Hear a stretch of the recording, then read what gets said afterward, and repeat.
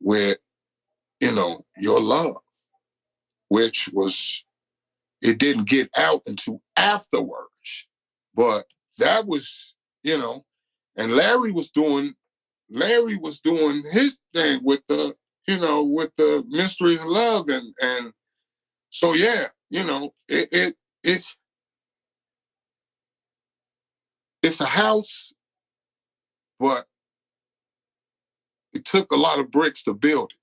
So you can't, you have some people that's going to say this, some people going to say that, some people going to say that, but everybody had their hand in building what we call house music in Chicago.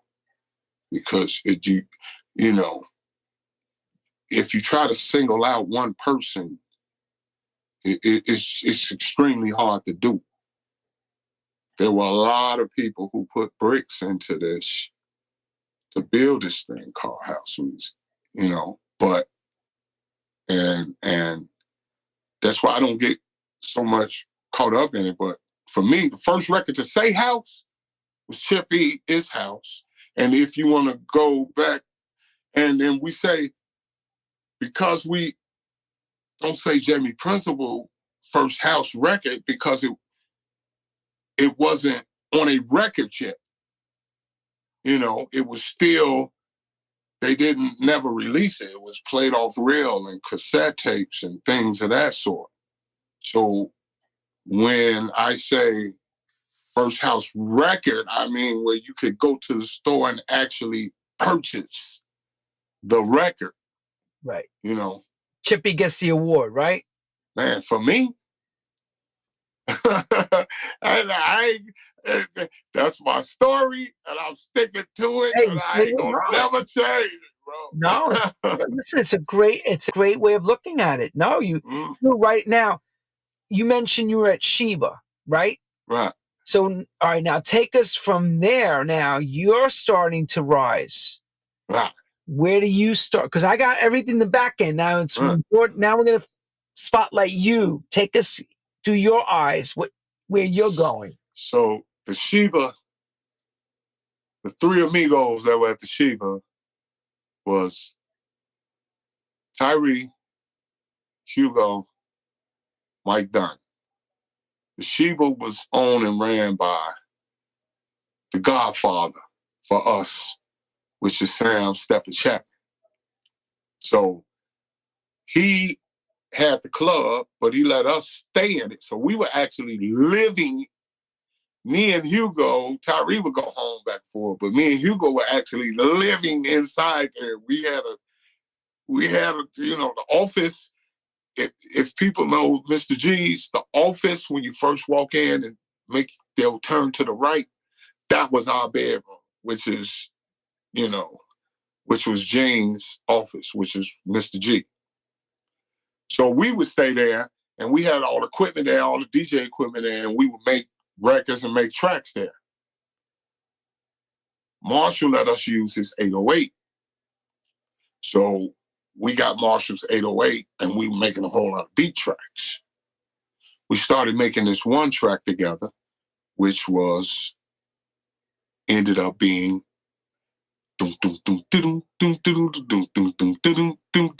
it was almost like It's House, but just slightly different. What it ended up being was I Feel the Night by Tyree. So we were all in there working on this track together. And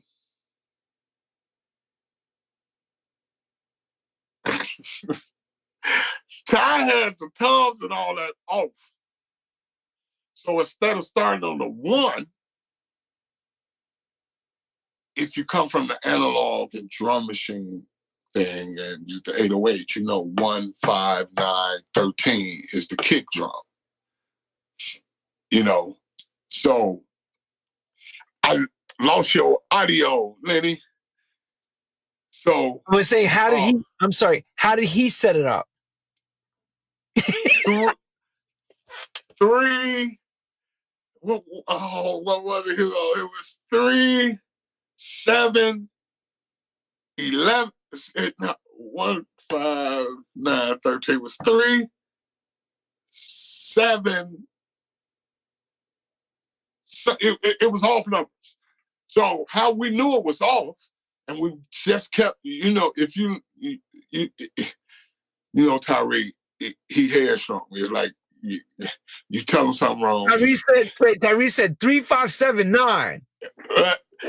Right. So if you know Tyree, he headstrong. You tell him something. No, I keep no, that ain't right. No, that's right. Ty, that's wrong. Me and Hugo keep telling them, Ty, that's wrong. No, it's right. We's like, Ty, when you switch it to, because in 808, you had the A and the B switch. So when you wanted to do a drum roll, at the time, we didn't know about just doing a whole lot of programming on it. If we wanted to do a drum roll, we'd switch it to B and then switch it back to A. Every time it switched to B, it fell off. And when we switch it back, it was back to where, that's how we knew the pattern was off, because it's supposed to be seamless. Ty eventually found that out when he took it to DJ International and they started recording and putting vocals on it. If you notice, when I Feel the Night, they had to lay it down without a sync. So every time Chick, which is our sis, which is Tyree's sister, but we call, my big sis too, they had to record it live. So if you get the original record, every time Chick said it stopped and said, I feel the night, and come back in, Tyree had to stop it, the drum machine, and then start it back again after she said, I feel the night. So that's why the timing was off a little bit. If you blend those two records together, if you blend that record with another record, every time she says, I stop and say, I feel the night, it falls off. So,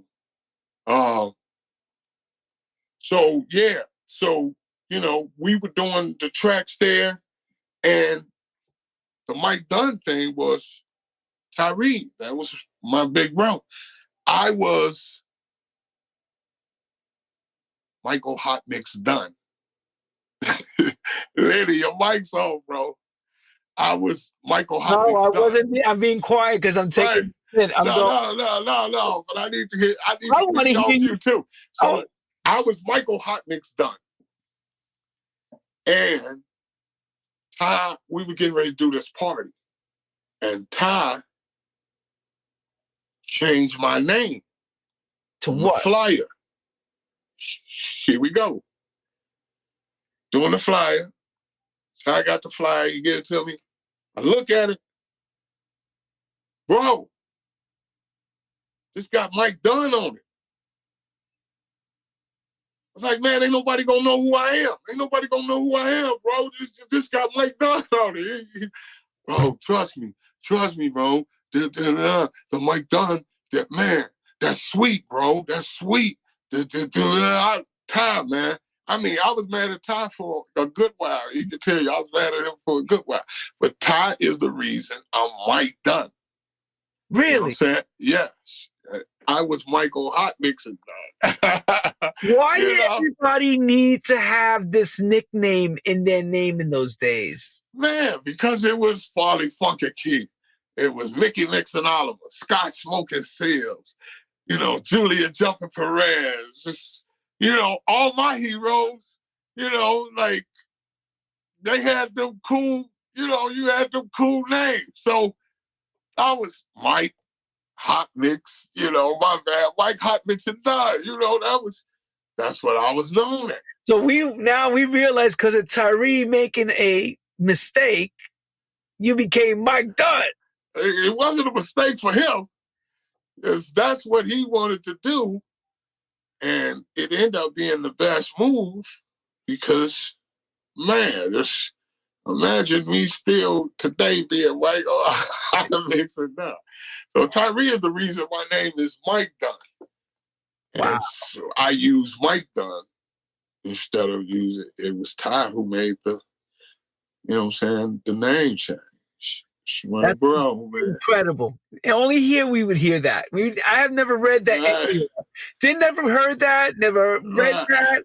I didn't even know about the Mike Hot Mix. Hey, well, I got I didn't even know cassette. about Hot Mix. Hey, yo, Michael Hot Mix and Thud. I can find a cassette tape right now for you and show you the cassette tape. Mike Hot Mix. Hot Mix and hey, Michael Hot Mix Thud, man. Hot Mix Thud. Hot Mix Thud. I had tracks that said right about that. You know, so it's like almost a graffiti tag, but with music. Right. It was, like I said, it was Tyree. Man, that was my man. That's right, Ty. You know what I'm saying? That's the big bro. That's the big bro right there. Tyree's going big bro? Question mark. He's like, what do you mean by big bro? Man, come on now. Try to know what it is. Stop playing. TC. That's Tyree Cooper. You know, like I said, we were the Englewood kids. I mean, me and Tyree were supposed to be in college. We never went. Here's another story I know Taco Kid. So it's True House Stories. Tell it out. Right. So my grandma had a savings for me. She had like maybe 3,000 in there. And I found out what a bank book was. Remember, you had a bank book. She had it stored up on her mattress. I went and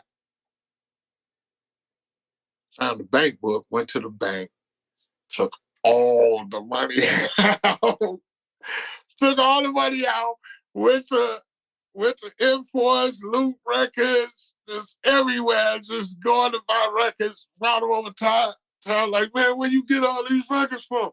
I mean, bags. We had bags. I was like, man, we got doubles, everything, bro. You know what I'm saying? At the time, when you spin a turntable, you got to have doubles. You know what I'm saying? Gotta have doubles. You know what I'm saying? Everything. So, everything man, doubles. Hey, you gotta have doubles in everything. And that's just DJ slang. Yeah, double. Now you just buy one MP3 no, man, I need whatever. double that, please. Double right, that. Right. So, man, yo, give me two of them. Give me two of them. Give me, if something where like really wasn't nothing. Here we go. Hip hop, bebop. Take two of those. I'll take this, everything. Man, so went over to Ty's house, and me and Ty used to be there. I was supposed to be going to school. Ty was supposed to be going to school. Okay. Rest in peace. Ty's mom would get up and go to work. My grandma would get up and go to work. But they would basically see us off, or they would leave after, or my grandma would leave after me, because I was supposed to be going earlier. Ty was supposed to be going a little later, so he would still be at the house playing like he getting ready. Now, we had this in Englewood, 67, Marquette. I was on 66 at Justine, and Ty was on 65th and Laughing. And on Ashland, there was a bakery there. And they used to sell these flat cakes and all that. And so I would get up in the morning, play like I'm going to school. I go to the bakery. Go get us one of these long flat cakes, chocolate, and then I go get us a peach pop. At the time, it was the 2 liters of peach pop. I would make my way around, hit Ty or call up to Ty.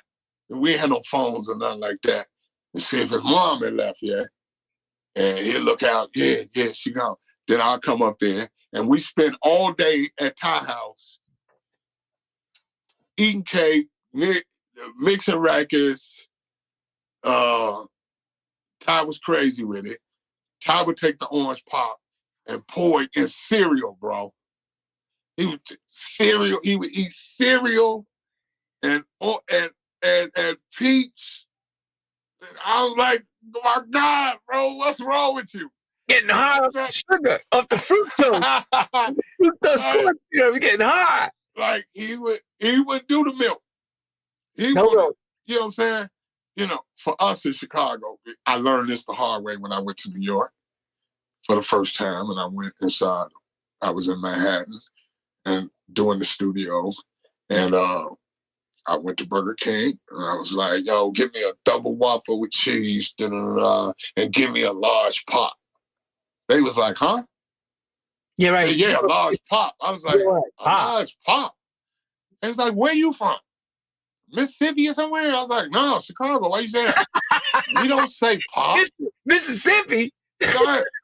We don't say pop. It's soda. Yes. I was soda. like, soda? Soda. Like, man, give me a large pop, man. That's a because all that's no. See, but you understand. In Chicago, we chop off the first half of the name. That's why we called it pop, because it was soda pop. So we just called it pop. Just like music box, we called it the box. The box. You know what I'm saying? The warehouse, it's the house. It's the what's name. We always chopped off stuff and took the last. That's just how Chi-Town is, man. We got that, you know what I'm saying? We got that swag that's unmatched. G. Seize up. So, you know, we were doing that, and me and Ty, we were back to the time, we be over there all day. So we really didn't even go to school, man. We were supposed to go to school. And yeah, you did go to school. You went to Tyree University. But then another true story is that this whole house thing for me and Ty could have been totally different if we would have stayed sitting in the office. We had actually pre-joined the service because we couldn't find them. We was like, man, okay, we're going to get some money. We're going to go join service. We're going to get money, get our records, get our equipment, get our... And me and Ty were basically there. We was in the office looking at each other like, bro, what are we doing? They finna get ready to call us. I mean, we like this close from listing.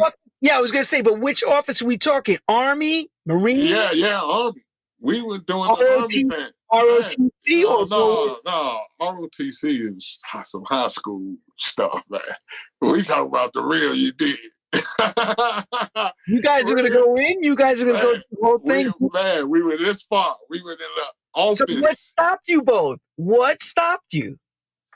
We just, I don't know. Something came over us in the office, in the room. I'm talking about, we were in the real office where people were getting enlisted. We were just looking at, and we just ended up walking out of there. And we never came back and never picked up the phone for them people. And just nothing. We got little. You know what I'm saying? So it's a whole, our life crazy. Wait. So you never heard your name called Cooper? Dunn. Right. No. We were... Never heard it? Never heard your name mentioned, right? You were like, let's get out of here. Man, that's how close we were to it being something else, bro. Wow. You know what I'm saying? Wow. This is a True House Stories first, everyone. Military kids, brats that never made it into the military, they walked the hell out of there as quick as they walked. You did. I mean, Jesus, my God. Hey, bro, we did, man, we did a lot for this. Keep going. All right. So you know what I'm saying, to get through this house thing. Let's hear your offerings now. We know you gave a lot. We know you did a lot. So you stepped out of the Army office and did? No, we just went back to, we just said we're going to go hard at this DJing and producing stuff, man, and making tracks and you know, like I was DJing a spot on the South Side for the kids. Rest in peace, King George Seymour. And we had this spot. At first we had the Park District, and that was Ogden Park. Now, if you know, you from the South Side, you know about Ogden Park. So we used to do parties there at Ogden Park. And, you know, a lot of other parties before that, little basement parties we used to do on Bishop. On Laughlin, and there was another George that was over there. We did parties there, but Ogden Park is where it really started,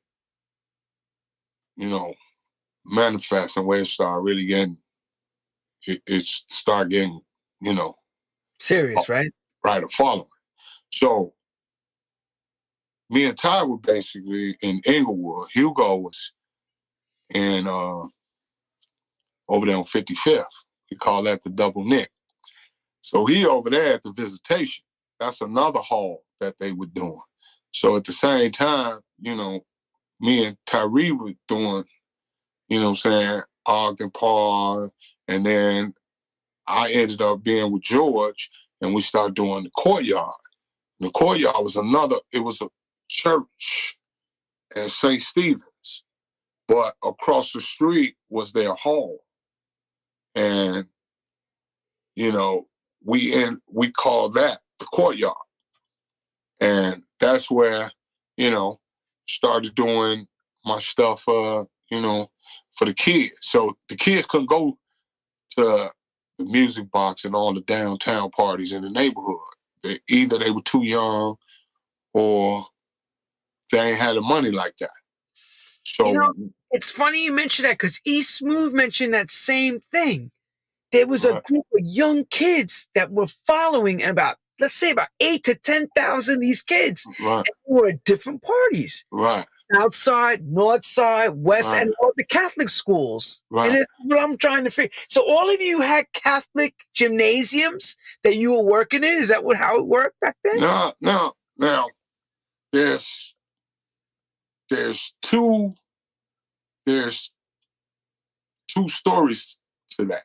Mine was a residency for, we did the parties every Friday for the kids. Now you had other gymnasiums, St. Ignatius, Academy Our Lady, you had Leo, all those schools. Those were high school parties. Those were where they did Mendel, can't forget Mendel. And those were like, it wasn't every week, once a month or something like that. Big Mendel party or big St. Ignatius, Academy Our Lady, or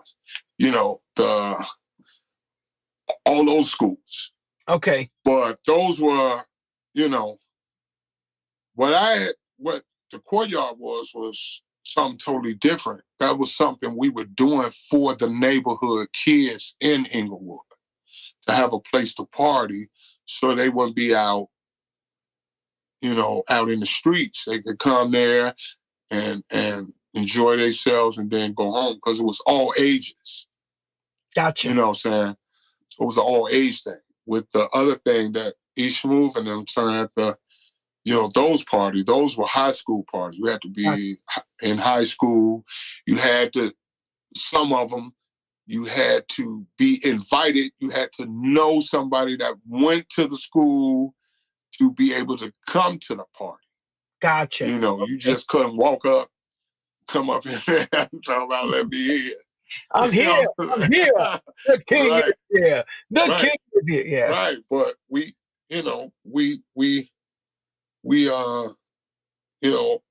a lot of those parties were done by Terry, Andre Hatchett, Gene Hunt,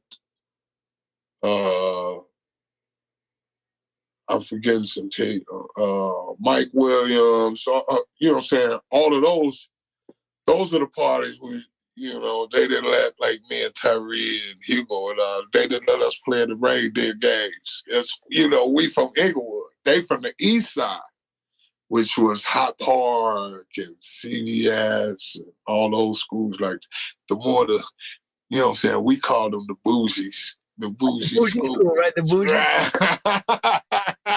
Right, you know what I'm saying? Even though it was rough, Still, you know It's a what I'm bougie saying? school, yeah. Yeah. We did, all the, all that. But, I'm saying? It was, couldn't find out. It was still rough, all that. You know what I'm saying? We had on our side, Limblom. That was our bougie school, on our side of the west side of State Street. So, yeah. But we, it was,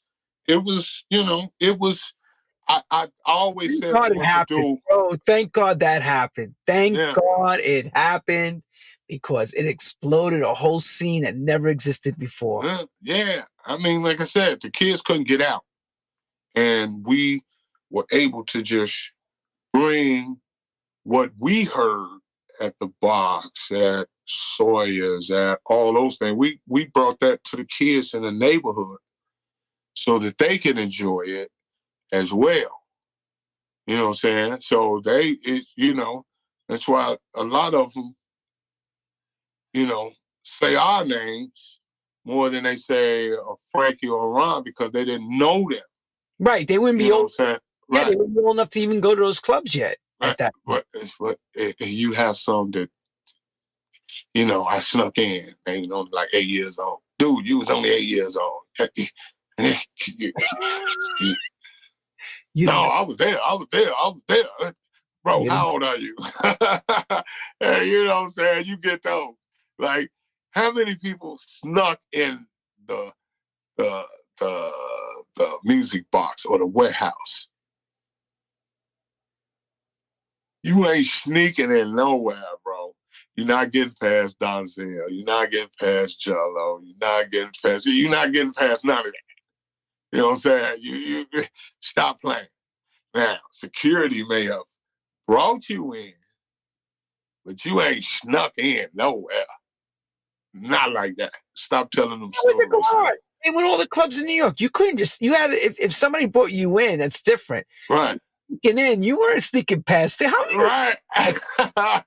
Joey Llanos and Noel, you couldn't get past all those guys. Get out of here. Oh, man, we snuck in the back. We snuck into the Stop it. And I tell people, it's okay if you didn't experience that. That doesn't make you any less of a house person. Hell no, you need to experience it. No, you need to experience it. No, I mean, we experienced some things, but us, Lenny, as our generation, we gave them an experience. Oh, hell yeah. I mean, we definitely taught these kids what it was like. Oh, yeah. So, you, Craig Walkers, Tyree, everybody. But Craig was there. Craig was there. Craig was able to bring some of those parties out of saying. Now, Craig was a little 17-year-old kid in the warehouse, but that's a whole nother different story. But I'm saying it doesn't, I mean, if you didn't get a chance to experience Larry, if you didn't get a chance to experience the early Frankie, and you didn't get a chance to experience Ron, I didn't get a chance. It's okay. Man, it don't. To me, it still doesn't make you any less of a house person because you didn't. Some just couldn't come. Some couldn't, But what we did, we were the extension. You heard them through us because what we heard, we brought back and let you guys hear.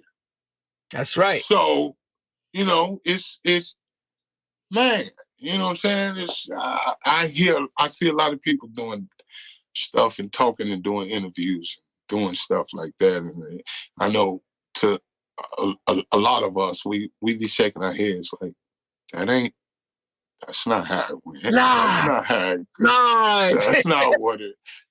That wasn't it. Because you hear a story and then you tell a story. Well, you know what I'm saying? Then you make it. You then like it's like clay. Then right. And then you turn it your way. Right. If it's wrong, if the story's not right, you're not saying it correctly. Right. Like Right. You just gotta, you know, and it's people, you know what I'm saying? Like I say, it sounds good when people tell me, oh Mike, yeah, that's why I'm careful. oh yeah, they was, oh yeah. I only went to the box twice. Once with Marshall, and we drove, and that's when Marshall was doing stuff he wasn't supposed to do, and hit a pole down there. And then once with Armando.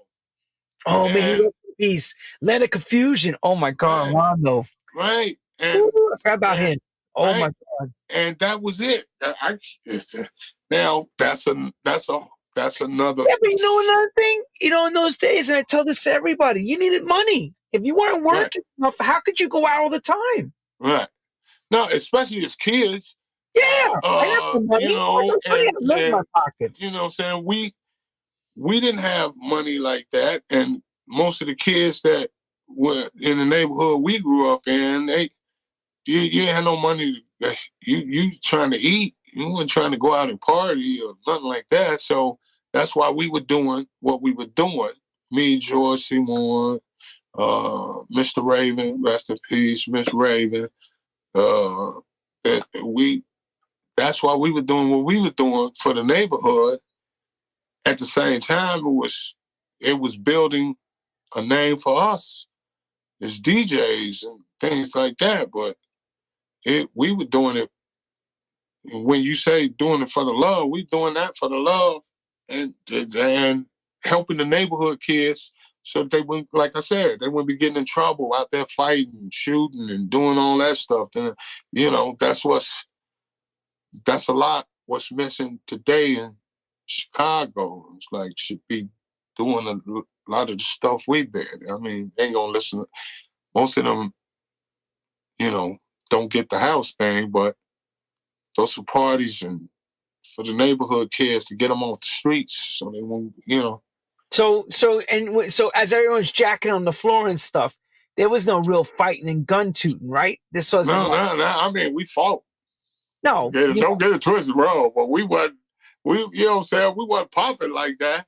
You know what I'm saying? We wasn't. The hip hop parties, they were gun tooting. You know that, bro. Yeah. I mean, you know, you still, you know, like I say,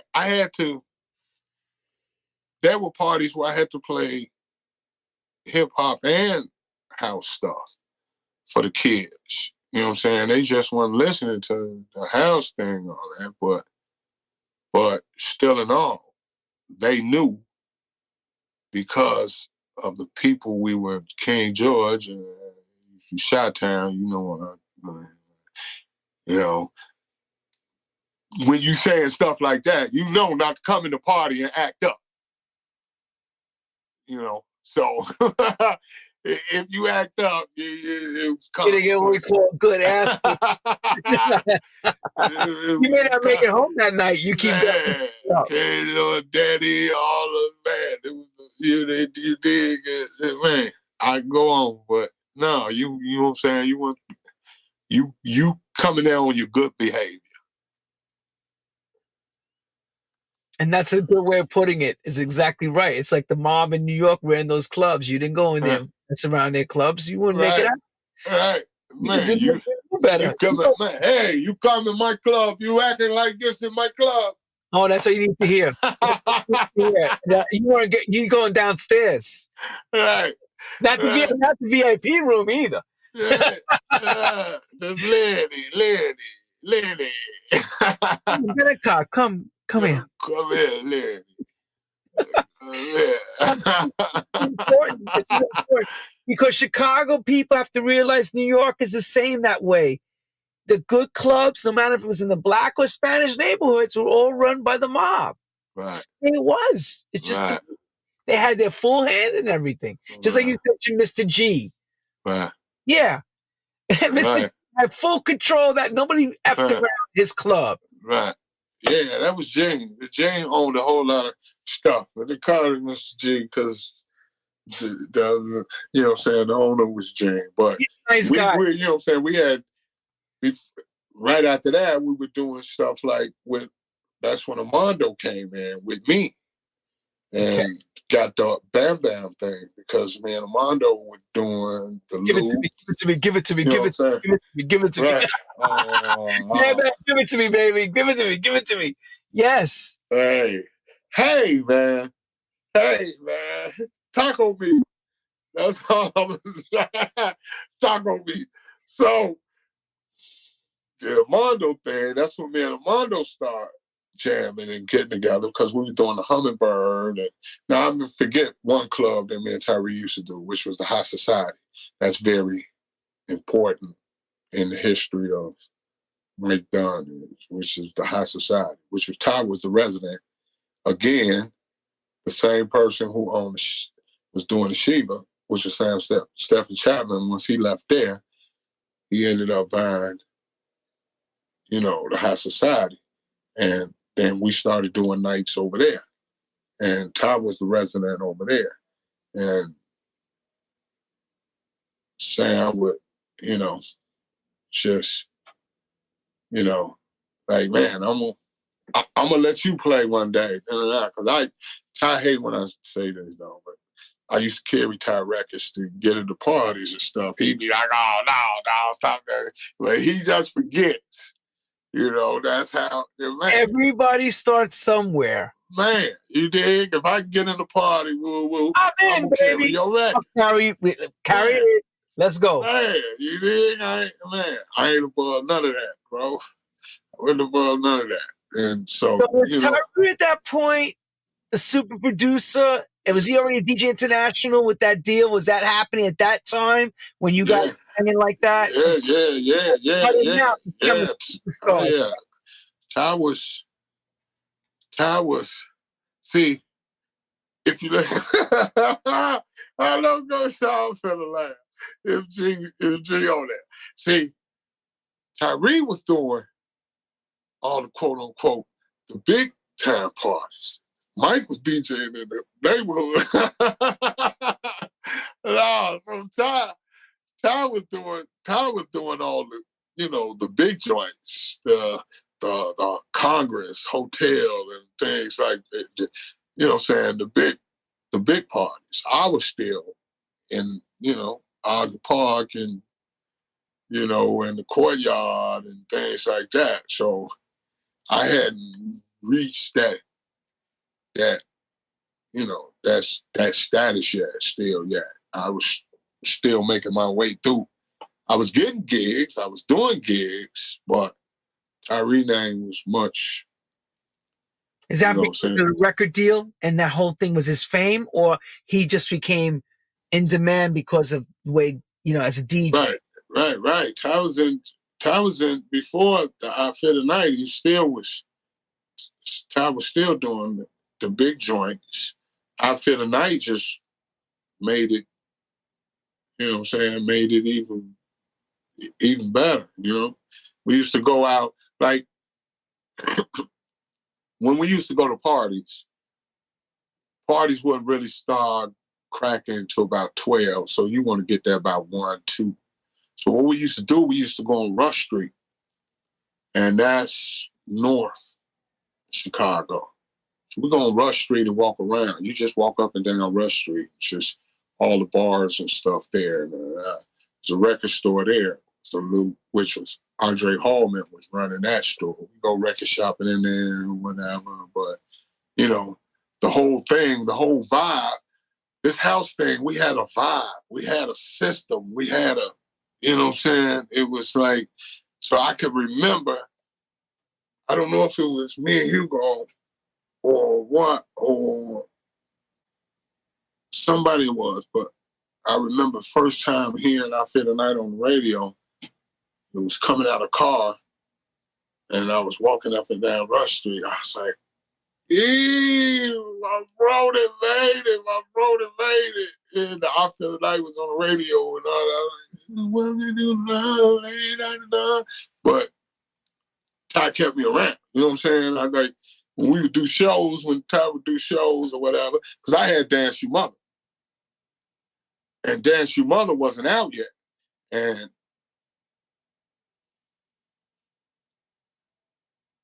somebody was trying to steal it. And Todd knew and told him, was like, nah, bro, you don't want to touch that. That's my bro, man. That's my bro track. That's my bro track, man. You can't do that to my brother, man. You can't do that to my brother. Well. So Todd was the one who got me connected with Bam Bam to put it out. You know what I'm saying? So not only changing my name as the DJ, Tyree facilitated me getting my first record out. Change your whole script. Right. But when you mean somebody trying to steal it, was this float? Here we go, lady. Go ahead, let's get it out. Because people back then, how crazy this was back then. Because I know where you're going. Was it floating around on a cassette? Yeah. It was floating around a cassette, and then plus Hugo was DJing on KKC. It was Friday Night Audio. So Hugo was DJing on Friday Night Audio, which was a college radio station, but it was a big program. Barbecue Bobby, Walter Get Down Vern, Pink House, Shelton, and then Shelton Reese, and then Hugo H, and you know that was a big, you know what I'm saying, that was a big show.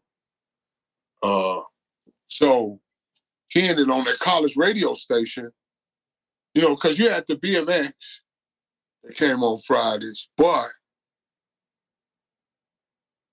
they were playing it safe.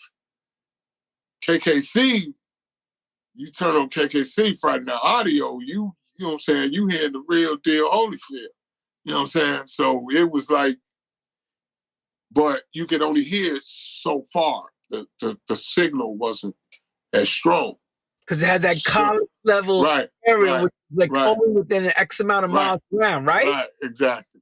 So they were hearing that woo-woo, but that's how they ended up hearing it, because Hugh and all them were playing. Tyree was doing a guest, and he played it. And, you know, Bam Bam was like contacting him and was like asking him woo-woo, and then I remember Ty calling me. Yo, whose joint is that? Yo, whose joint is that? Right. So he was like, man, I want to put it out. I want that guy's name. Who the hell? Right. So, but the raw track, we went in and redid. The raw track, the original demo was different than what came out on the record. Because Bam Bam started putting reverb on it and bass line and all. I didn't want none of that stuff. I wanted the raw track, what they heard at the Courtyard. I was telling Bam Bam, man, they ain't gonna. So I was like, man, so I got to do my own mix at least. And that's why you heard my mix of Dance You Mutha. Didn't have no bass, it was just, I was trying to keep it as raw as possible, but Bam Bam put all the effects on the kick drum, call. But I wanted it straight raw, like they were. The way you did it, just the way you did it, right? Right. You know, I didn't want to, because go back to Jesse with the On and On. I know as me as a DJ, if I hear something in its rawest true form, and that's what I like when I go to the store and buy it, I don't want to hear no whole nother different, you did, man, what is this? Right. You know what I'm saying? Like, I might as well continue to play the cassette or the reel. That's, y'all done messed it up. You know what I'm saying? So, Todd did that with the Bam Bam, and then after Dance You Mutha, that's how I ended up start doing stuff with Armando, because then me and Armando started connecting with it.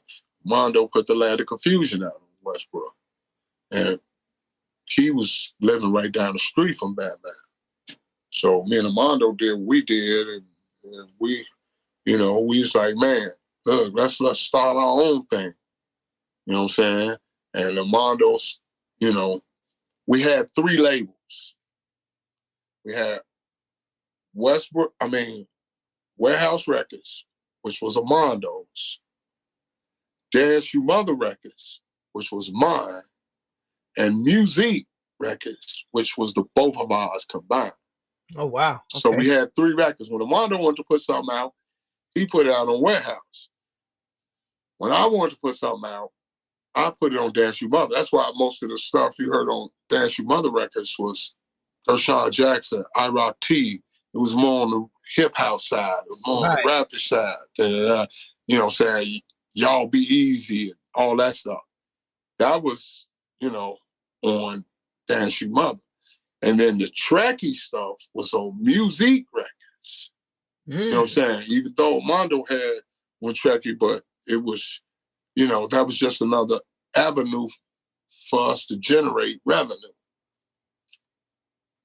So you got into label business and you had to become professional. Somewhat. I guess we were. Who's the backer of all the coins? Somebody's putting up the coins to get all this going. Oh no, because we went through Barney Distribution. Right. Which was Ray Barney. And was Byron working at Ray Barney's at that time? Exactly. Byron was there at Ray Barney. So that was, you know, Ray Barney Sr. went B, but then Ray Jr. took over. And that's, you know, that's what we was just getting. We were doing the P and D deal with them. So Barney, the distribution. They did the P and D with you guys. Okay. Right. So we were getting all our stuff pressed through them.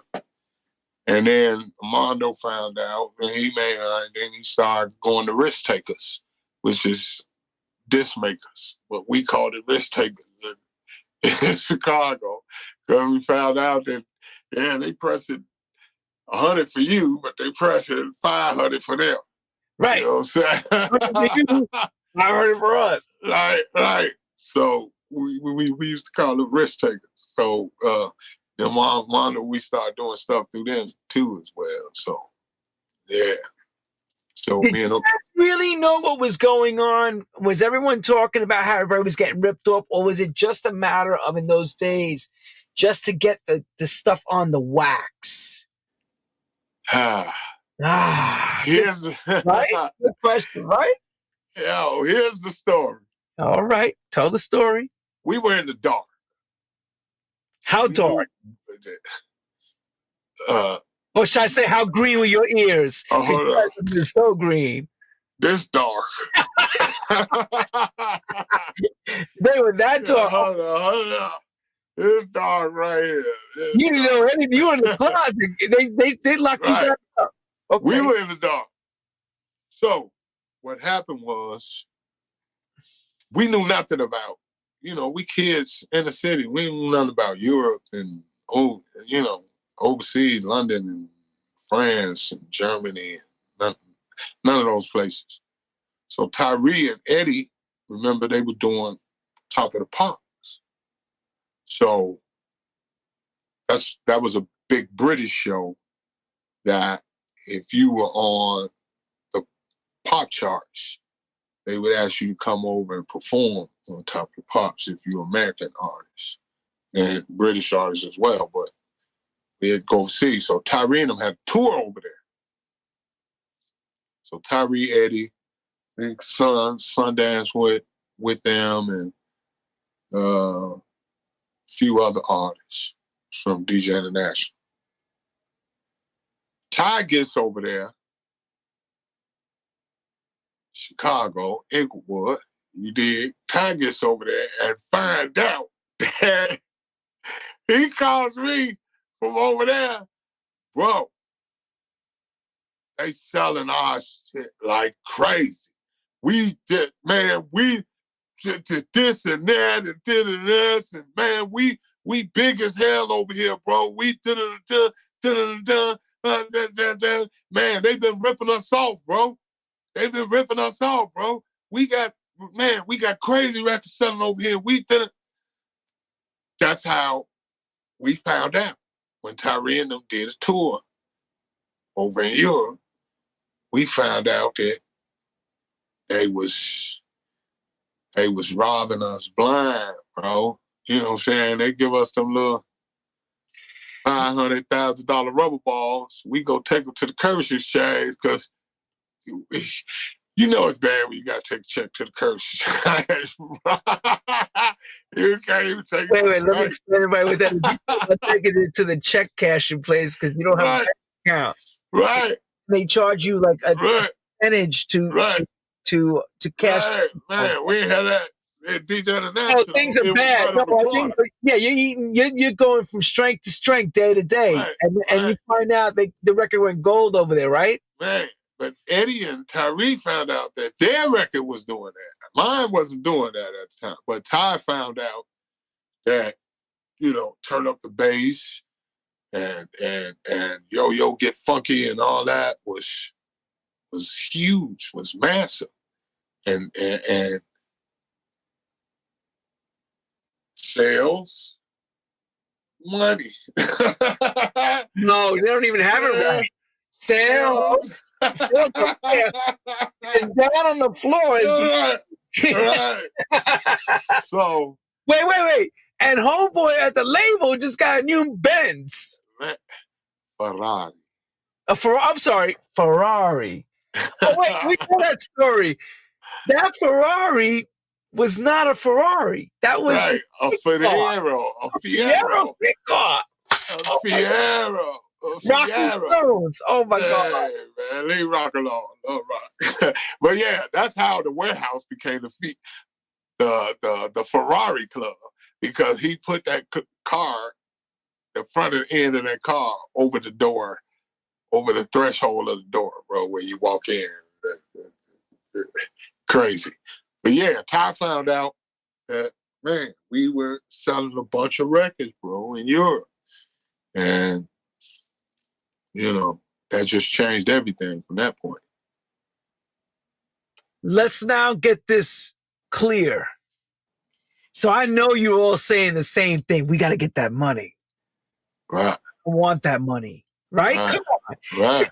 Because you're making records out that somebody wants that actually are crossing over, because it was still underground in New York and Chicago. It was not like that over here in those days. But we still, you know what I'm saying?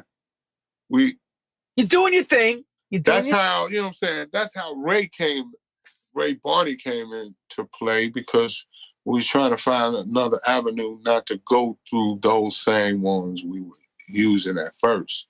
And if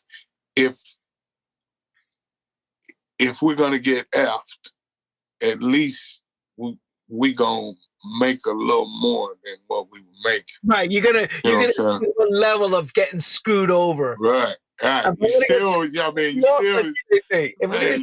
still gonna get popped. You know what I'm saying? It's the difference between getting hit in the chest or getting hit in the arm.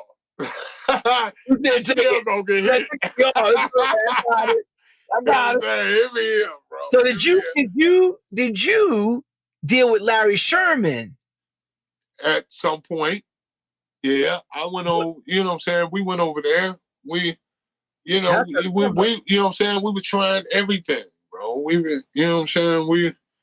We at first it was just to be frantic and get our records out. We wasn't thinking about no money. We weren't thinking about the business end of it.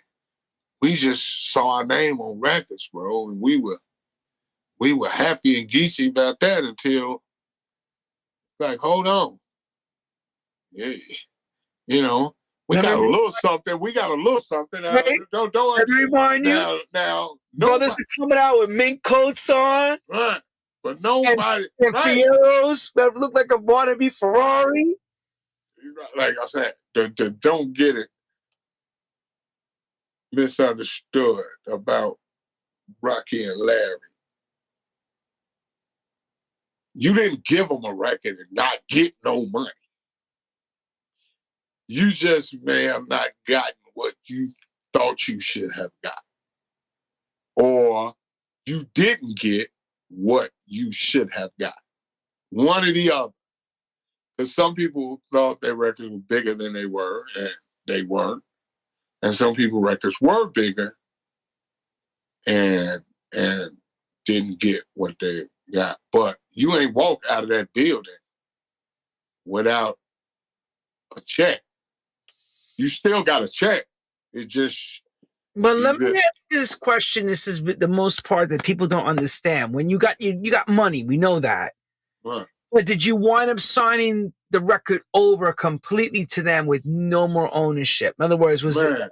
Yeah, we basically, because we didn't know you know what I'm saying? We didn't know the you know what I'm saying, owning your master's game. We didn't know the publisher. We what we got is what we got.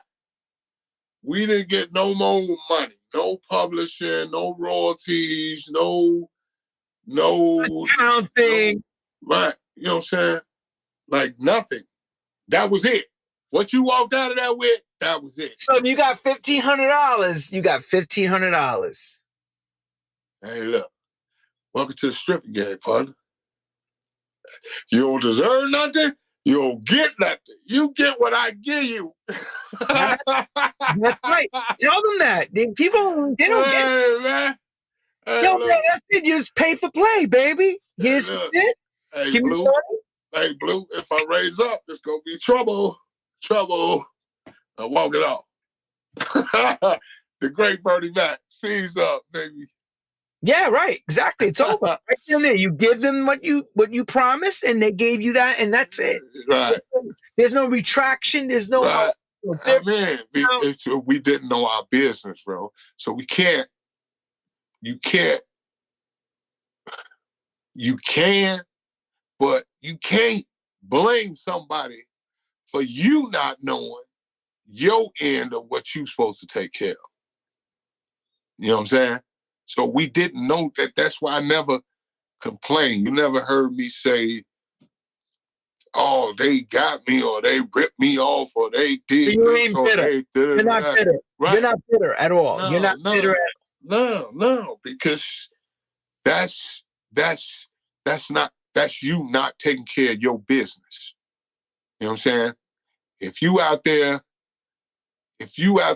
going out partying every night, that means that something at home ain't getting taken care of. So you ain't at home taking care of your business. You too worried about being out in the streets.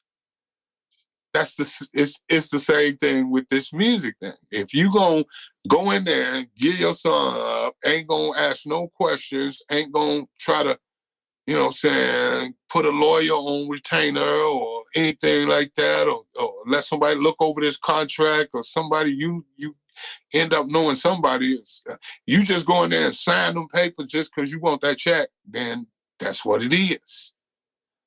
You know what I'm saying? Hey, it's...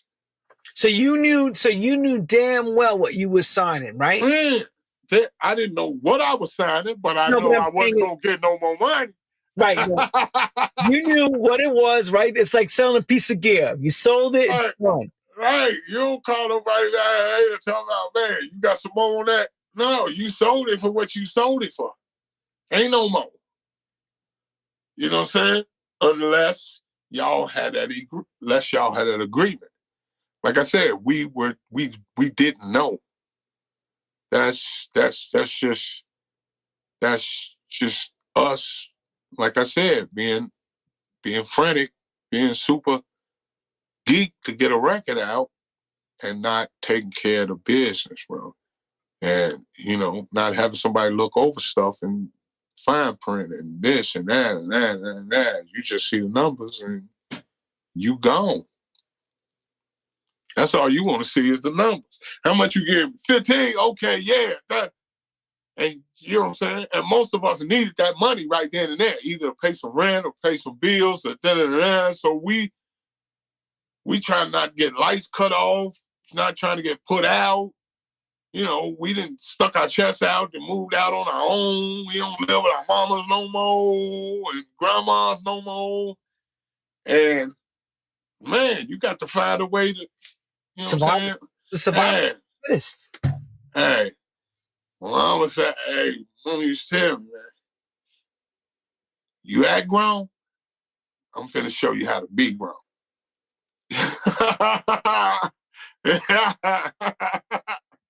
I'm finna show you how grown people get. You done had it too sweet up in here.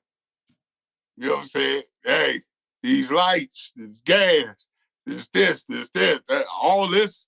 Yeah, you didn't know that until you were on your own, right? How serious it was. Boy.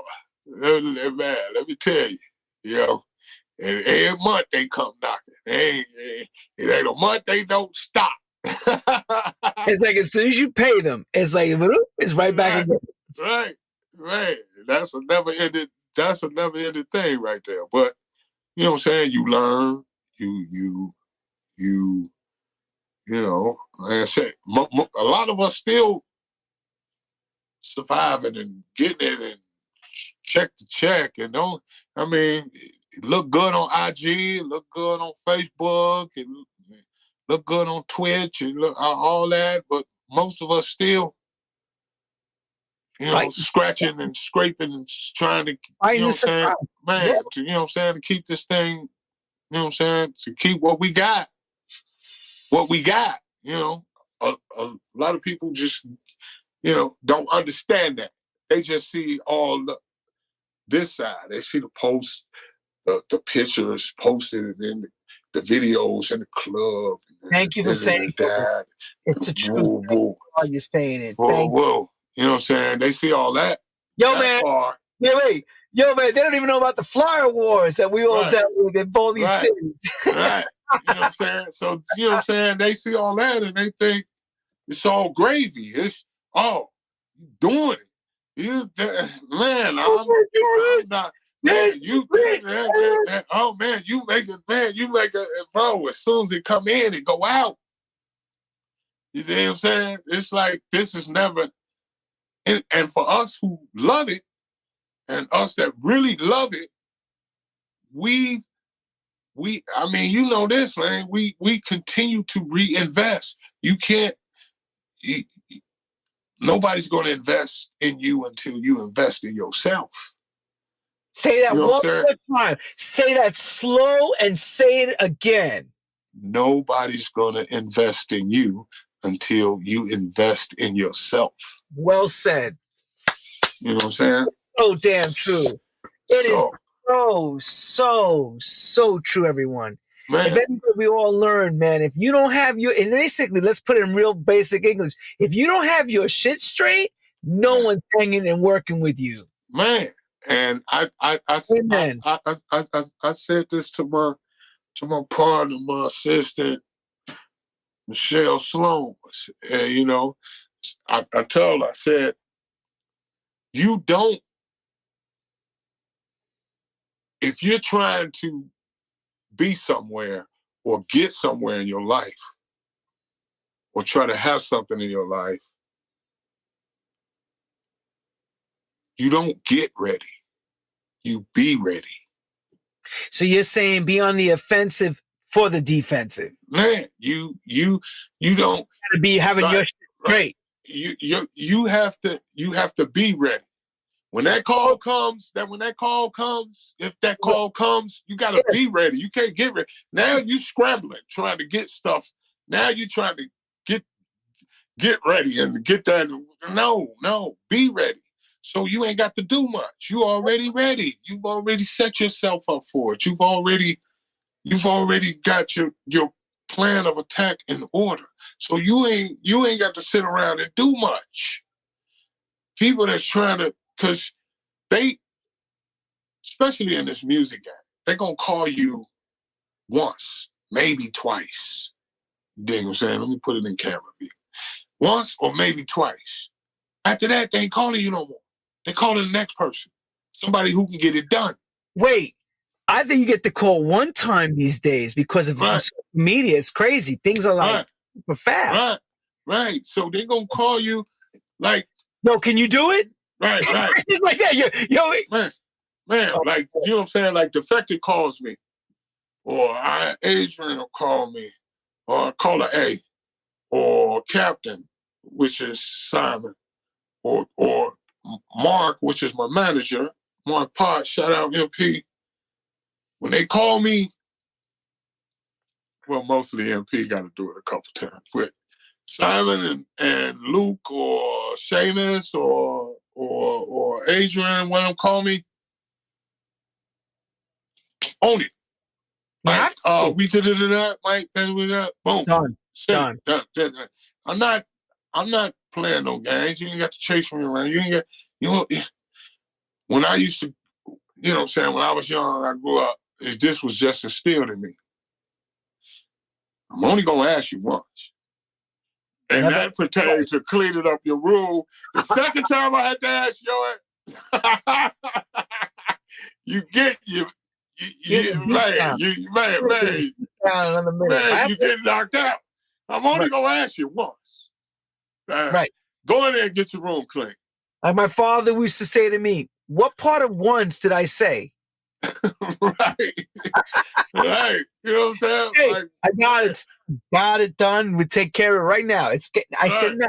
Okay, now it's done. And that's just been instilled in me. Like, I just, you know, and that's why I just, like, I am the way I am. I like the hustle's there. The hustle's real.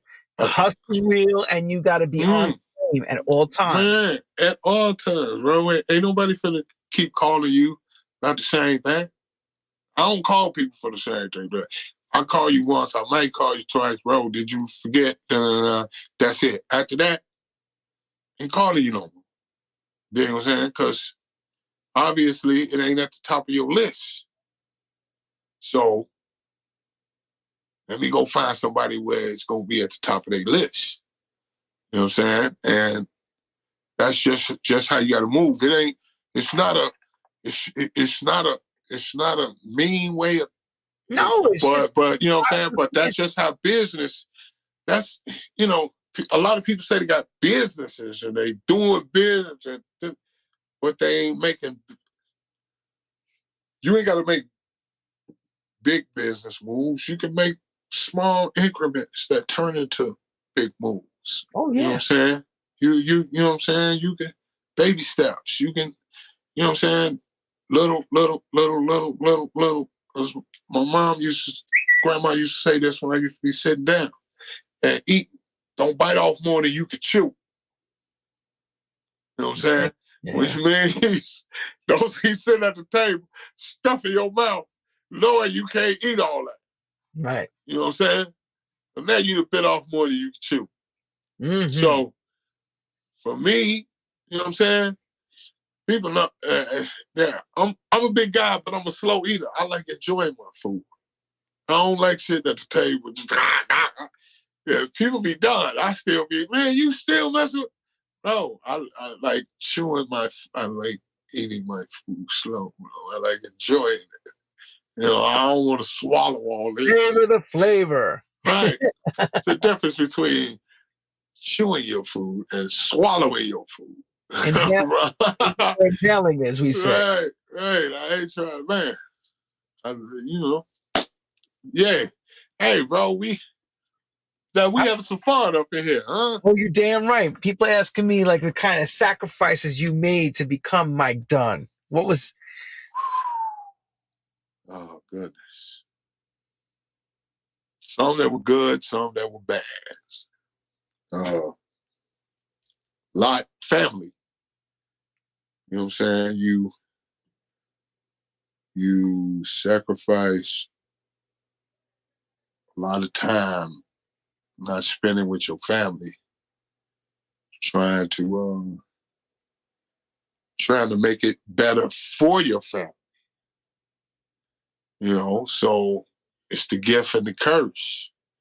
It's like, and it's a lot of things that you know what I'm saying, some friends, you know what I'm saying? It's like sacrifice time with friends. It's like my guy, like I said, been my friend, my brother since 10 years old, 12 years old, Sean Jackson. We spent a lot of time on the phone, like 2-3 times a day talking to each other. Because, hey, look, nobody knows when number gonna get called. But we spent a lot of time talking to each other, just reminiscing and going back and laughing and joking and having fun with each other and just making jokes and, you know, that right there. You know, I haven't spoken to Ty in a minute. It's me. It's on my end. Little on his end. There's Hugo. I haven't spoken to Hugo in a minute. I reached out to him when I was in England. I ain't get no call back, but it is what it is. And the reason I say that is because, a year and year and 2 weeks, I had lost my girl, and she passed away from cancer. So I was in a real funk, bro. It's still hazy now for me. Still feels crazy now. Don't feel surreal. You know what I'm saying? Like what kind of cancer? It was uterine. It was a rare case of uterine. And she fought long, hard. She was a warrior, trooper. I stayed there to the end. That wasn't for no pat on the back. No pun intended. So that wasn't for no pat on the back, but stayed there to the very end, bro. Till she took her last breath. And she passed here in this house. Okay. But I didn't want her to do hospice in no hospital or nothing like that. I wanted her to go on her own house, her own bed. And it was hard for me, but,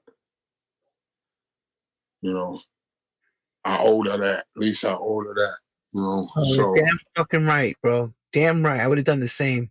Right. So it's a lot of things you regret, but a lot of things that make you, whatever don't kill you, make you stronger. Ain't that the truth, right? Right. So I'm just getting back in the swing of things. I've been studio. I went out to Defected. That helped me a lot because we did the writing session out there, and I stayed out there and Simon was like crazy. The captain was like, "Bro, you crazy." It got so crazy that they gave me the keys to Defected to let myself in and out. It was like, because I was in the studio like 16 hours a day. I was wearing the engineers out, shout out to my little stepson, Duke. What up, Duke? Hey. So, but I was wearing engineers out, bro. I mean, it's like, man, I was like, man, this is how we do. This is how we've always done that. We've always been in the studio. Like, if you ain't in the studio at least 12 hours, what are you doing? What do you do? 4 hours? I can't fathom being in studio time. I don't get it. 4 hours. No, they don't get it. You're like, oh, that's 5 hours. Okay, everybody, good night, everyone. You're like, wait, what? We've just got warmed up. Like, what? Bro, when I walk out, I want to see the sunlight. Go in there dark. Oh, son. You went in there with the sun, went to the dark, and came back with the sun. Right. That's, man, I just can't get out of that way, that way of working. Mike, that's breaking, like we used to say, breaking night, bro. Right. I just can't get out of that way of work. I got to, and for us, in the words of Ray Charles, nighttime is the right time. You know what I'm saying? I want everybody to know something really important too. This, we're talking about what's happened now and in the beginning, but I wanted to say this. You did mention the early part of the game, the story, that you stepped out of house music and you were blessed because I was around you when this happened. Right. Puffy came to you, not P Diddy, Puffy. Puff, yeah. Puff Magic Dragon down by the street. Look at you, bro. Look at you. Hands you a check. Hey, man. Bro, come on now. I ain't got nothing to do with that Puff. I ain't got nothing to do with that song he's saying. Just let me just clear that off and get me out the way. Not the song, but the actual part that you were going to bring hip hop to another place in Chicago. I remember you were dealing with some stuff at that time. Right. Yeah, I mean, what it was I had an artist named Swing, and Swing was from Cabrini, and that's why me and my grandma had moved up north. We were in Marshfield Town Gardens. So another, not so, It wasn't super poor, but it was rich. So we were staying there. And I was in Jules one day, walking through. Somebody walk up to me and say, "Hey, yo, you Mike Dunn?" It's like, "Yeah, what's up?" "Hey, yo, my name's Swing. I rap. Yo, I heard you make beats. Man, we need to get up." Whoa. I'm like, "Okay, let's see what you got. Let's see what and Swing." So he and I started working it. But at first it was, my first rapper from around there was a little bro, Scatter, which is Gail Carpenter, but we named him Scatter Man. You know what I'm saying? So Scatter was first artist. He stepped aside and let Swing be the focal point. And so me and Swing were doing a lot of stuff, working on we doing a lot of things, to getting a lot of stuff going. And we just built the chemistry, you know what I'm saying? Production just started getting crazy, crazy, crazy. Rap started getting crazy, crazy. Production, crazy. Boom, boom, boom, boom, boom. We just knew each other. We were just like Dre and Snoop. Dre was my favorite producer. And I tell, sometimes people catch it, but sometimes they don't. You, Lenny, you email me to where? Rough Entertainment. All right. My favorite producer, right? I just said my favorite producer is who? It's not Snoop, it's Dre. Right. Hold on. Now, this gonna make sense.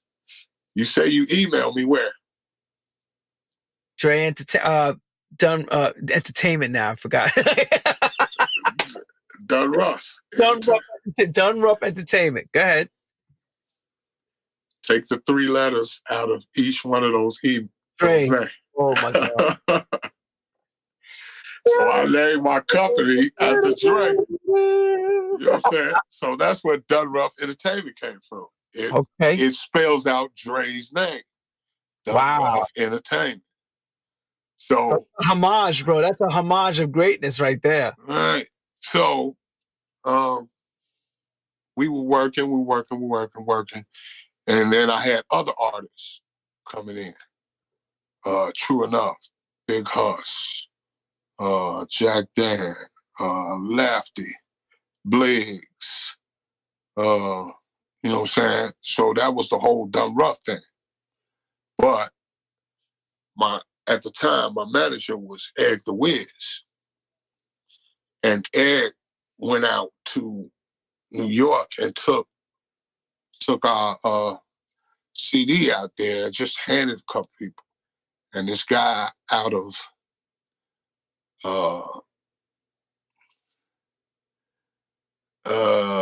Mount Vernon, his name was Craig Boogie. Now, I don't know if you know Craig Boogie. Craig Boogie used to manage Mike Tyson at some point, and Craig Boogie was connected with all the heavy hitters, Steve Stout, Puff. He could just walk into places. So Wiz gave it to somebody else. Craig Boogie was over this guy's house, heard it. It's like, who is these guys? Oh, some guys out of Chicago. Craig Boogie lifted the CD up out of dude's house. When it started giving it out to Puff. No, he gave it out to Steve Stout at first. Steve Stout was in Miami. Yeah. But at the time, he was in New York at Interscope.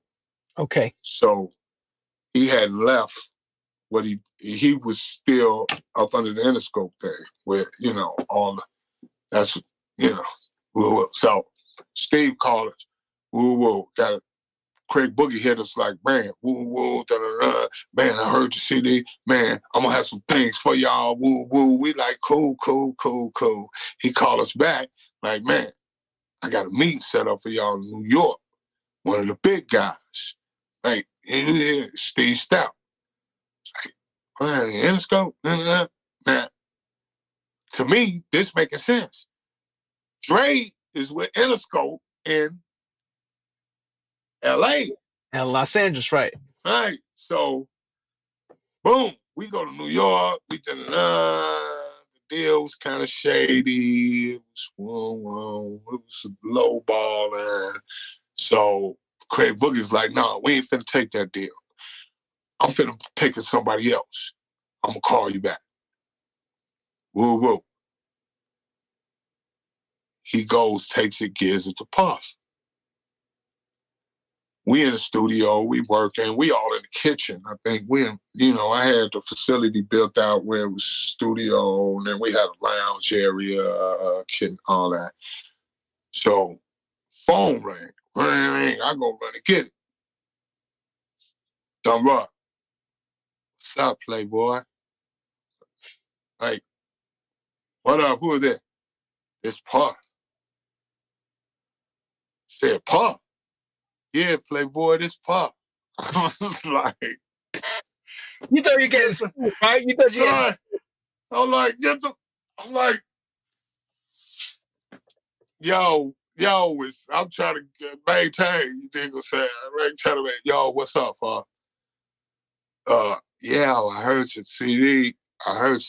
Man, it's hot, it's fire. Look, I'm in a meeting right now, but I'm gonna call you back after this meeting. You know what I'm saying? Hang tight, don't go nowhere, Playboy, you hear me?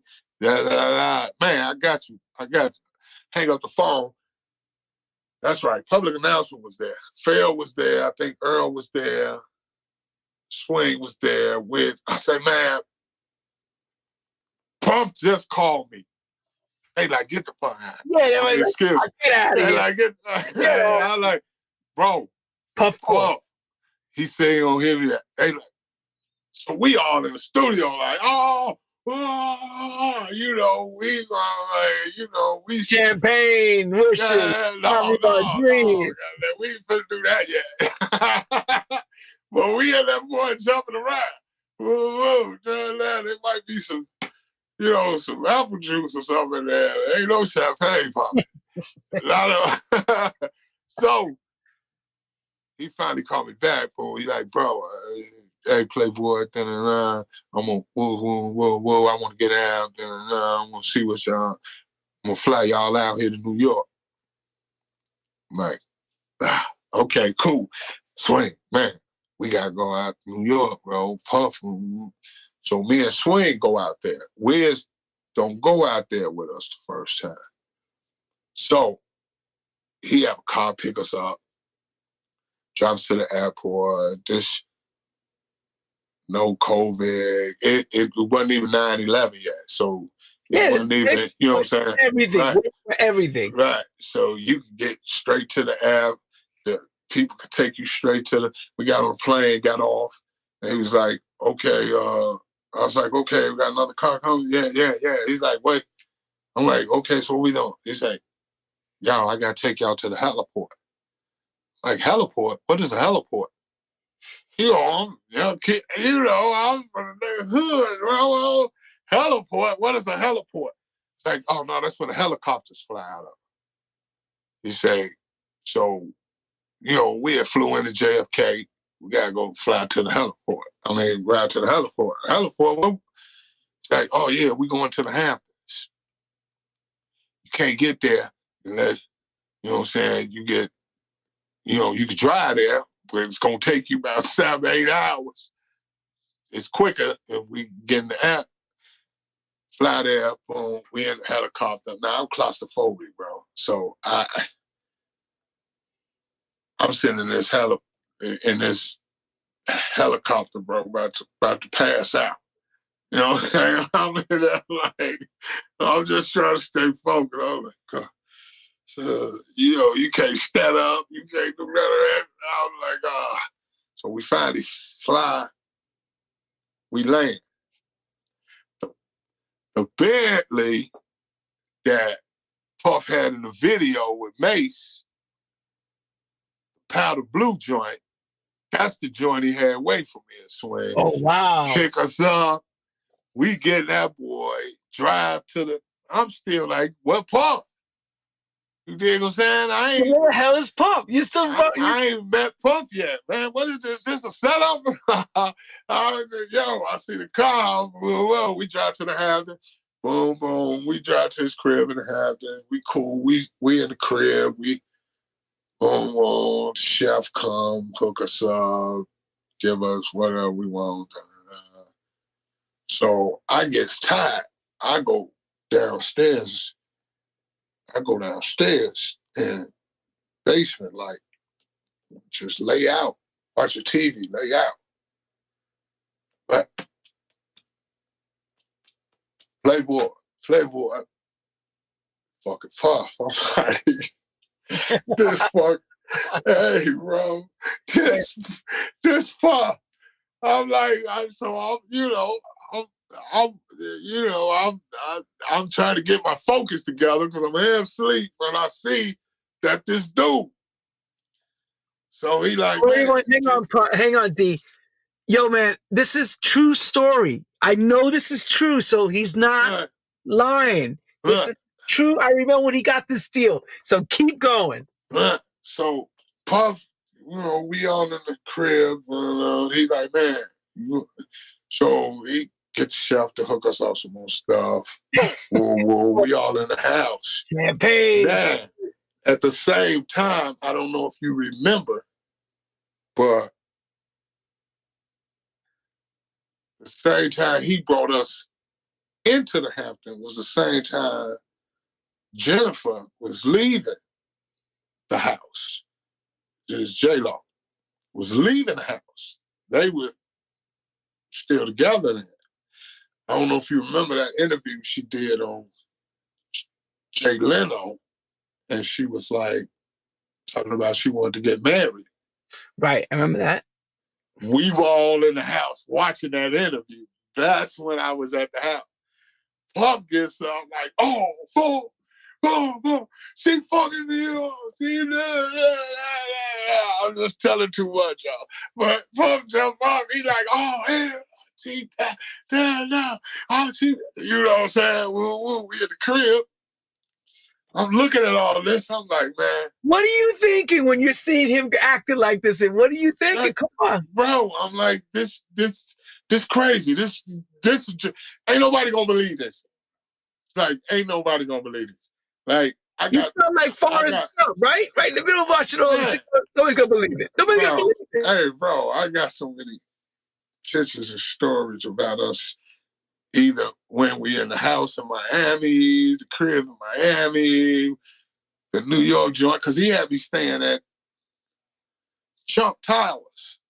So that's where I was when I came to New York. And he had so many people at the house, bro. Went nowhere. He like, man, you got to find somewhere to sleep. Like, ain't no beds. I'll find somewhere to sleep on the floor, Playboy. I'm like, man, listen. No, sir. No, sir. He flew you guys in. No, you had no place to sleep. It was at least 12, 13 people there, bro. And excluding me and Swing. So you made 14. Right. So he was just talking about, man, I was like, man, I wasn't having it. I'm like, bro, can you call me a car back? No. He's like, car? Playboy, that's going to take about 7 hours to get back to New York. I don't get no. Take me back, bro. I can't sleep on. I ain't come here for that. We go back to Trump Towers where we was staying. And,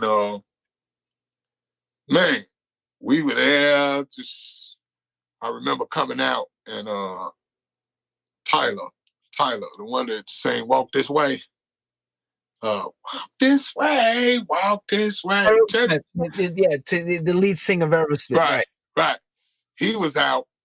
I was smoking my cigar, smoking my black. He came out talking to me. He's like, hey, bro, did you try the fucking waffles, bro? Those waffles are fucking bitching, bro. I was like, no, I ain't had no. Then I looked, I was like, what? That's fucking what's his name from Aerosmith. All right. I was like, hell no. Because you can't miss him. He's got the long hair and right. the long drape on. You're like, he was out there smoking it on cigarette. I was like, hey, bro, did you try those fucking waffles, bro? Those waffles fucking bitching, bro. I was like, no, I ain't. I came straight out, had a smoke. But then I was looking, I was like, I didn't say nothing to him. You know how you just like, I ain't want to be all starstruck and shit. Like, yeah, because that's what I'm talking about. You can't get like that. Hey, man, you lose cool for it, especially in Chicago, man. We don't get out like that, nigga. We know, I mean, excuse me, bro. Hey, we know you a star and all that, but bro, we know that. You know what I'm saying? We'll see you. Even though inside, we will, but you can't. Hey, bro. Screaming inside going, oh my God. Like, hey, yo, you can't lose your cool for it. You be like, yeah. I'm looking like. Yeah, the waffles were good. Man, hey, bro, it's crazy. Like, I'm like, it was a crazy time for me. But from that point, I was going to do the deal with Puff. And then Steve Stout, and in fact, Steve Stout got Jimmy Iovine involved because I was not going to do the deal with Interscope. So Jimmy Iovine calls me. Like, I've had a crazy musical life, bro. It's like people don't. So Jimmy Iovine calls me. We get a call from Jimmy Iovine. Jimmy Iovine was said, "Yo, want to come out? Won't you come out?" No, Steve Stout calls first and says, "Yo, Jimmy wants to get you out to New York. I mean, get you out to L.A. Talk to you." Right. Come to L.A. So we go out to L.A. Now, this time, me and Swing don't go out there. Me and Wiz go out there. So we go to L.A., walk in the office, bro. This Jimmy Iovine office. What's the name? I forget his name. Rosenberg is Eminem's manager. He's there in the office. This is close to Dre you're getting now, bro. You can't get. Yo, I mean, it's you're getting real close. It's getting good, bro. The cologne is around you now. It's like, yo, because I've went in there and I've talked too much. I told him who my favorite producer was. I told him it's like not knowing the business.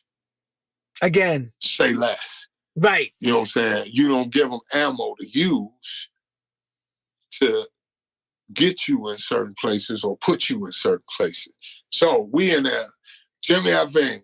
Now, Jimmy Iovine himself takes me around Interscope.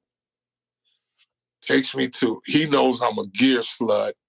He knows I love equipment and all that. He takes me in the room, shows me all the gear he used to use when he was with the Beatles and all of that. And he's like, then he takes me to this big studio they had just built. He's like, we just built this room. We built it for Dre, but he's never going to use it. So you could be, you know, you come out to LA, this could be your room. This could, you can use. I'm like, huh? It's like, yeah, bro. He's introduced me to staff and the whole now. So we go back. Now I got on all my stuff Puff that gave me. Puff just sent boxes of clothes. I got all of my Sean John Gill and all that. Jimmy Iovine like, yeah, I see you got all your tough stuff on. But we can buy you all new clothes. I'm like, man, this story's just getting good too. And all of a sudden, I hope we didn't lose him. I hope we didn't lose him. Connections. And he's back. Wait, hang on. We lost the part where he said we can get you all the clothes, new clothes. Jimmy said. Right. So Jimmy says, man, he sees me with all Puff stuff on, all my Sean John gear on. And hey boy. and you know what I'm saying? Because I'm Sean John now. I mean, Puff sent us so much of that stuff. Yeah, you got a whole bro. I'm talking about I had boxes and boxes, and I still got my bad boy jacket. I wore my bad boy jacket this past weekend at Andre Hatchett party. Oh, wow. You know what I'm saying? I kept my bad boy jacket. But a lot of Sean John stuff I got. But yeah, so so we're in LA. So I come back home. We were trying to, so Puff called, what's going on, Playboy? What's going on? Say, look, man, change your heart. I'm gonna sign with Interscope. Hey, Playboy, just give me one more shot. That's what he said. Playboy, give me one more shot. So he fly, me swing, Wiz, and my daughter's mom out there. Now this time, he got Jennifer Lopez in the room with my daughter's mom. They all get chummy. She putting the butter on her. Puff is working you guys. Right. We in the office, but Puff got his attorney there, and I got my attorney there. And at the time, my attorney was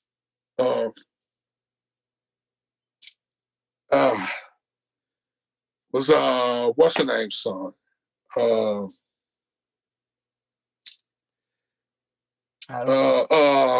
owned his name on the tip of my tongue. I'm looking at him now. The one who put Whitney Houston out. You mean Clive Davis? Clive Davidson. Clive Davidson was my attorney. Oh, I didn't know he had his son working as the attorney. I didn't even know that. Oh, okay. Yeah. So, because he handled Buster. He handled several artists. I didn't even know this. I learned this. I learned something new. Clive Davis has his son as a lawyer. I didn't know that. Yeah. So his son, my attorney, was my attorney at the time. Okay. So we all sitting in the room. We all sitting in Puff office. We in Manhattan, where his office he had in Manhattan. Like, as soon as I walk out, I could see that big billboard right there. It's on 57th Street, right? Yeah. So now I'm getting leery because Steve Stoughton and them is texting me, talking about, bro, where you at? I'm in the office with Puff. I can't get out the office with Puff. Steve Stoughton hitting me, talking about, man, bro, where you at? Woo, da-da-da. Come on, man, bro. Da-da-da. I really didn't want to sign with Puff. I wanted to sign with Interscope. Swing wanted to sign with Puff. You know what I'm saying? So I made the decision on where my artist wanted to be instead of where I want to be. And that's how that ended up like that did. You know what I'm saying? And we ended up doing Puff thing, but then, at the time, Puff was going through his trial with the shooting with the J-Lo and the Shine thing.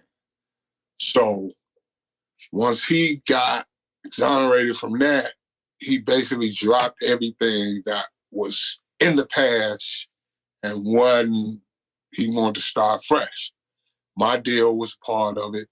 Heavy D deal, rest in peace. Hav's deal was a part of it because he gave Hav a deal as well. My deal and a lot of other stuff got dropped to the waist. So, and there it is with the Puff thing, a lot of other stuff in between, but that's in a nutshell. Great. You know what I'm saying? That's an incredible story. And I got to see him in the middle of it all because my first question when I saw him in Chicago at his office was, "You're not doing house music no more?" Right. Yeah. It was a wrap. And I got a bag. I got a bag of money. Puff came in the office, and I tell this one last story. Puff came in. That's what made me jump out the window. Because Puff came in the office. He's like, yeah, Playboy, I know this is a hard decision for you to make. I know this, you know what I'm saying? They want you over there, but I want you here. You know, I'm real about mine. I don't think of that. Well, you know, he's saying when he drop a sack of money.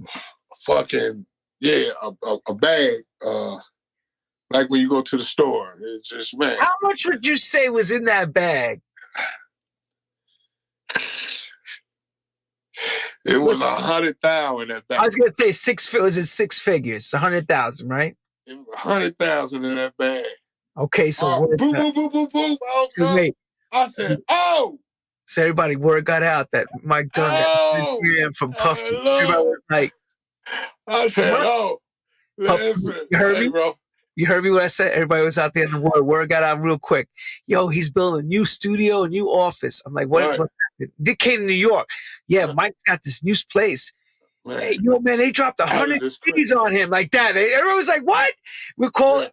So I went to Chicago. I saw that office in Byron. I was like, bro, I had it back of it. I had jacuzzi in there. And then, you know, the way I had the studio, right? And so the way that I had the studio designed, the way I designed it was when Puff would come in town, that nobody would ever see him go from the studio to my loft kitchen area, sleep area where I was. So he could always stay secluded when he, you know what I'm saying, when he came there.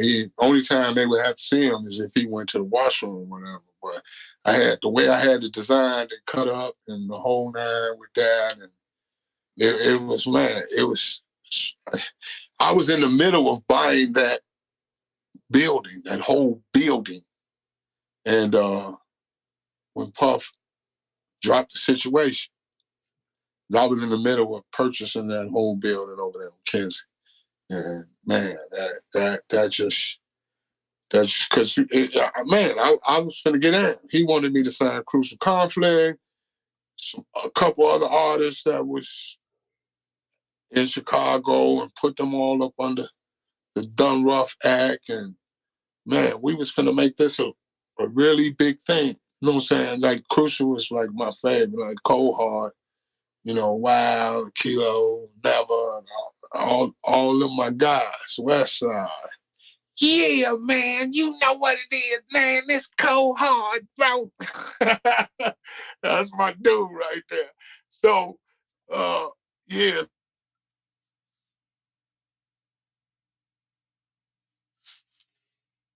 We lost you, bro. Oh, no, that was because I forgot to put the Do Not Disturb on. That's what happened. Someone's being massively miserable. Right.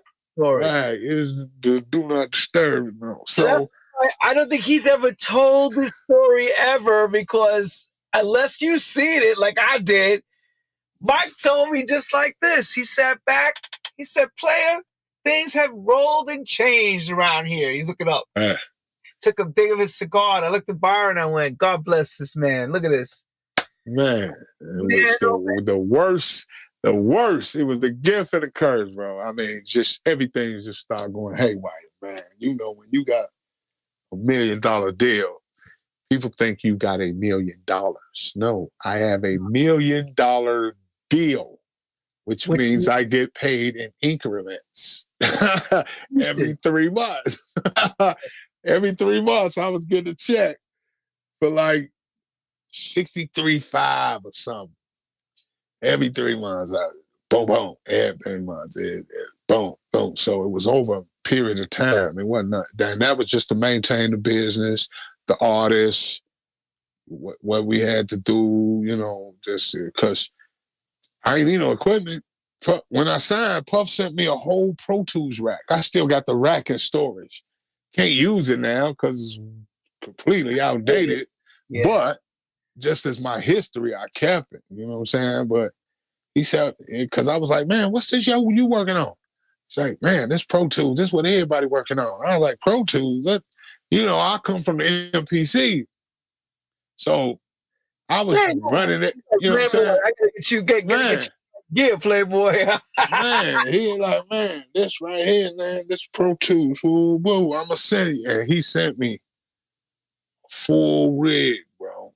Right. And tell everybody how much that rig is worth back then. Go ahead. Tell them, Mike, because I know how much it's worth. Tell everybody. Come on.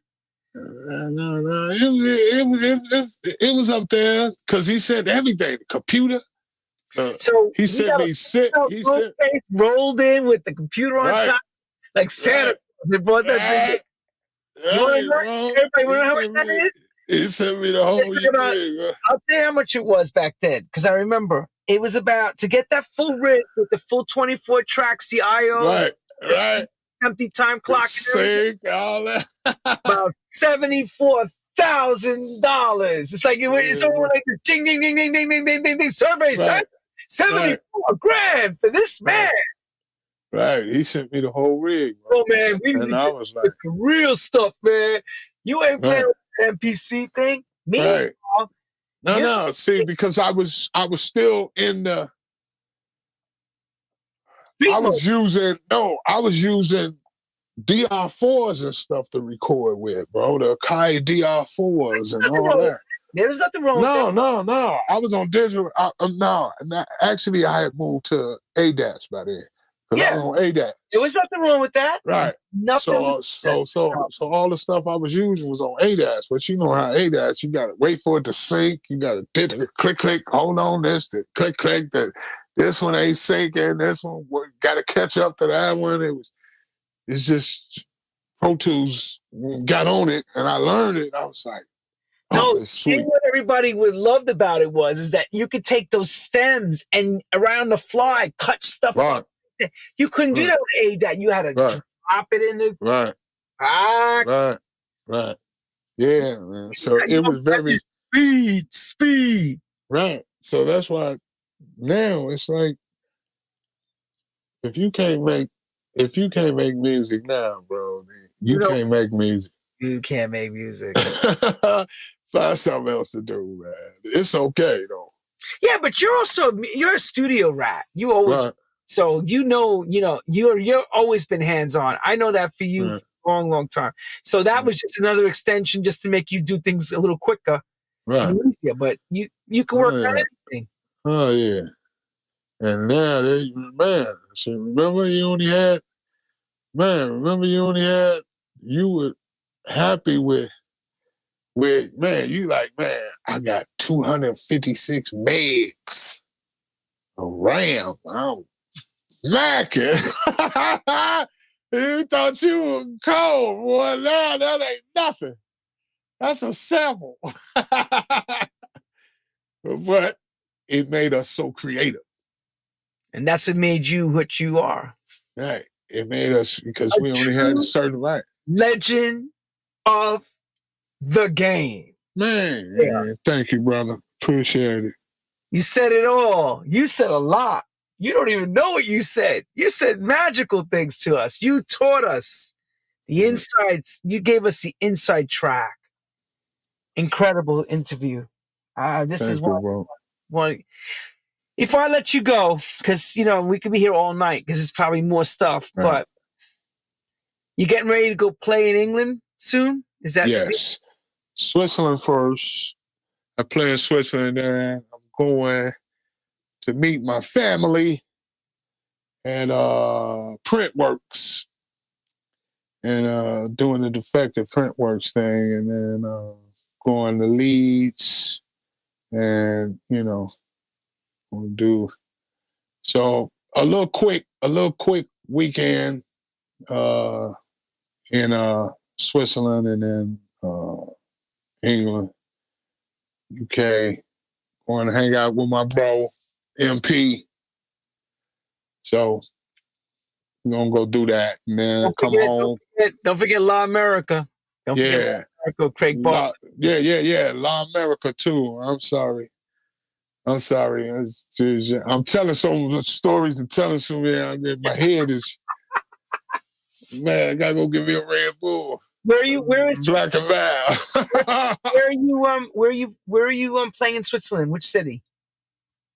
I don't know if I'm in Zurich or I just go where the plane ticket say go, bro. There it is that he's going. Hey, right now, I'm just No, but for real, Mark sent me everything. I just ain't checked it. You check in and do it and get on your way. I ain't checked it out yet. I forget what but I know I got to take a train somewhere. So I got to prepare myself for that. Man. Well, I love trains in Europe, though. I love trains better than I love planes, bro. I love the train rides. It's just so relaxing. Just get on there, you stretch out. Plane, you got to be, I know. Can I say a shout out? Can I say a shout out first? So everybody's asking me. I'm playing after 2.5 years in England. I'm going to play my first gig at Disnotech in London on the 23rd. And then are you? Yeah, I haven't been to Europe. I've been to Europe, been to Tenerife and Japan, but I haven't been to UK. And then I'm playing the Fed on that bank holiday weekend. I'm playing from Back to Basics, which is something new, on the 30th, and then a London party. So I'm going to be all over. Check it on lennyfontana.com, everybody. Wow. Back traveling. I'm back like Mike. I want to be like Mike when I grow up. I want that. Man, hey, boy, you'll be like Mike. Hey, boy, you'll be like Mike. Hey, as Frankie said, as Frankie, rest in peace. Knuckles.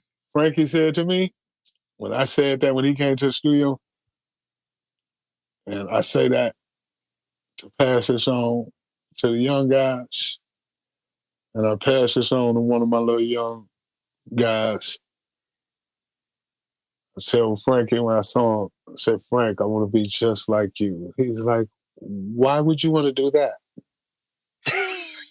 It's like, what do you mean, Frank? He's like, the world already has a Frankie Knuckles. Be the first Mike Dunn. I was like, ooh. What? That's Frankiest. That's so Frankie. Me, is there another Lenny Fontana? I said, yeah, it's my father. And there's only one Lenny Fontana. Everybody knows it's me. That's Frank. He's like, why would you want to do that? The world already has a Frankie Knuckles. Be the first Mike Dunn. That right there is golden. Well, like he told me, get over it. Yeah, that's Frank. Oh yeah, that's Frankie at his finest, baby. Oh my God, you gave it so right. Everyone, thank you for tuning in to True House Stories. Next up, Dave Beers in May. I am going to be traveling, and this Friday we have Ralphie D one more time for this Twitch show. Sign up at Lenny Fontana Official, 12 o'clock New York City time. I'm going to ask Mike Dunn on the spot. I need a radio show from you, Amit. I need your DJing. I need, like I said, I need Jesus in my life, and I need Mike Dunn's music in my life.